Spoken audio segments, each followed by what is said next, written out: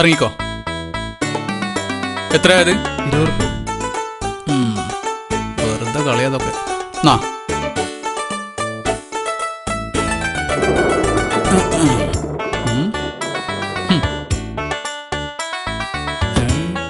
ഇവിടെ അല്ലേ?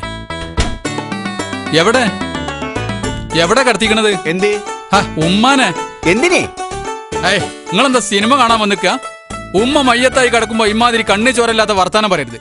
ഓളത ചങ്ങയ്യെ അപ്പുറത്ത് കൂടെ നെടുങ്ങനെ നടക്കണേ. ഓ, ഈ സമയോൽപിതമായ അവസ്ഥയില് മൂക്കിൽ പഞ്ഞും വെച്ച് എവിടെങ്കിലും അടങ്ങി കിടക്കേണ്ട സമയത്ത് ഈ ഉമ്മ പുറത്തിറങ്ങി നടക്കുക? ഇതെന്താ ഇടപാടാ? നിങ്ങൾക്കൊന്ന് പറഞ്ഞു കൊടുത്തൂടെന്ന്? അല്ല, സത്യത്തിൽ പോസ്റ്റ്മോർട്ടത്തിന് കൊണ്ടായതാണോ? പുറത്തൊന്നും കാണാനില്ല. ഓ, നിങ്ങളും വന്നോ? അത് ശരി. അപ്പൊ ബാക്കിയുണ്ടല്ലേ? വിഷമിക്കണ്ട. വിഷമുണ്ട് ബാക്കി ആയാല്. പറയണതുകൊണ്ടൊന്നും തോന്നരുത്. ഇക്കാര്യത്തിന് വന്നാല് 2-3 ദിവസം മനക്കടാ. അങ്ങനെ എത്ര വരവായി. It is very genius. വളരെ മോശം. നിങ്ങൾ മയ്യത്തായിരുന്നെങ്കിലേ ഒരൊറ്റ ദിവസത്തെ മനക്കട് മതിയായിരുന്നു. പിന്നൊരു കാര്യം, അറിയാത്ത പണിക്ക് നടക്കരുത്. മറ്റുള്ളവരുടെ മുമ്പിൽ വെറുതെ നിർവാങ്കിതയാവരുത്. മരിക്കാൻ അറിയില്ലെങ്കിൽ അതിനുള്ള വഴി ഞാൻ പറഞ്ഞുതരാ. എല്ലാരും കൂടി തടഞ്ഞു വെച്ചത് കൊണ്ടാണല്ലോ ഇന്നത്തെ കിണറ്റിൽ ചാടൽ പരിപാടി മുടങ്ങിയത്. അടുത്ത പ്രാവശ്യം അതുണ്ടായത്. ഒരൊറ്റ കുറച്ചിലും ഒരൊറ്റ ചാട്ടവും. പിന്നെ തിരിഞ്ഞു നോക്കണ്ട. പിന്നെ തൂങ്ങിച്ചാവാനാണെങ്കിൽ പണി തീരുന്നത് വരെ ഒരു മനുഷ്യനോട് മുണ്ടിപ്പോരുത്.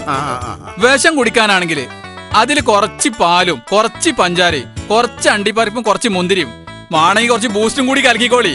Boost is the secret of my allergy എന്നാണല്ലോ. താല്പര്യം ഉണ്ടെങ്കിൽ വേറെയും പല പണി ഞാൻ പഠിപ്പിച്ചു തരാം. പക്ഷെ ചെയ്യാണ്ടിരിക്കരുത്, എന്റെ കുരുത്തകേട് പറ്റും.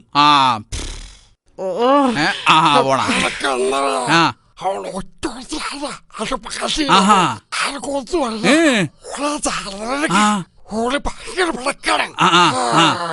എന്തൊക്കെയാ പറയണത്? എനിക്കൊന്നും മനസ്സിലായില്ല.